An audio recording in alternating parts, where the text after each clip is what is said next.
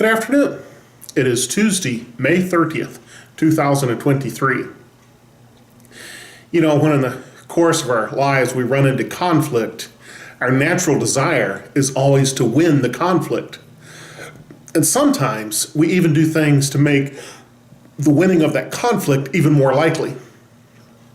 Jesus had a different approach. In Mark chapter 3, verses 1 to 6, and I'm reading from the New Living Translation, second edition, it says, Jesus went into the synagogue again and noticed a man with a deformed hand. Since it was the Sabbath, Jesus' enemies watched him closely. If he healed the man's hand, they planned to accuse him of working on the Sabbath. Jesus said to the man with a deformed hand, "Come, stand in front of everyone." Then he turned to his critics and asked, "Does the law permit good deeds on the Sabbath, or is it a day for doing evil? Is this a day to save life or to destroy it?" But they wouldn't answer him. He looked around at them angrily and was deeply saddened by their hard hearts. Then he said to the man, "Hold out your hand." So the man held out his hand, and it was restored. At once the Pharisees went away and met with the supporters of Herod to plot how to kill Jesus. We got a man with a deformed hand. Could have been by an accident, could have been a birth defect. Still, he had to struggle through life with only one hand that worked. To the enemies of Jesus, this man was merely a tool to be used to further their agenda. They had a conflict with Jesus, and everything and everybody was fodder for their machine to harm Jesus. They wanted to take Jesus down, and this man might be their ticket, because they knew Jesus would be moved with compassion and want to alleviate the suffering of someone who hurts. So if they saw someone hurt, they know, hey, we can use this guy to get to Jesus.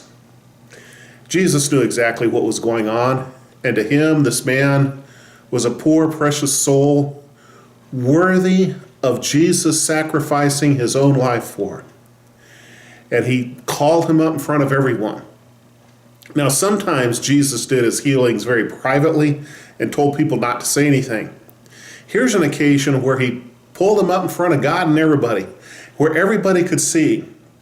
And he started talking to them and questioning the critics and pointing to the man with the injured hand and asked, what does the law say?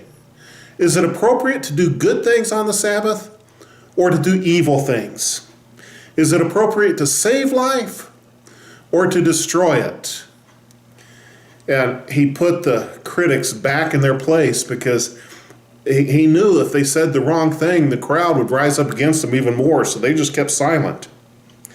And it says Jesus had two feelings at that point. It says he was angry and deeply saddened by their hard hearts. Jesus often was angry in the face of sin, and especially this kind of ongoing unrepentant sin of his critics.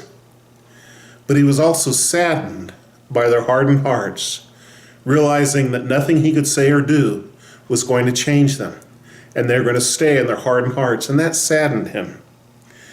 And so he told the man, reach out your hand, and it was healed. Show everybody your hand, and it was healed. How do you treat your critics and your enemies? Angry? Certainly, sometimes they're very good at making us angry. But are we saddened at their hardened hearts? Do we really feel a sense of sorrow over the sin of someone else if it's directed toward us and we're in conflict with them? Jesus knew the important thing was not to win the conflict. The important thing was to treat this man with dignity and grace and healing, and to care and have a burden for the hearts of those who are his critics. My hope and prayer is that we can be like Jesus and be angry at sin, certainly, but also feel sorrow for those who have unrepentant hearts. May we be like Jesus this day. God bless you.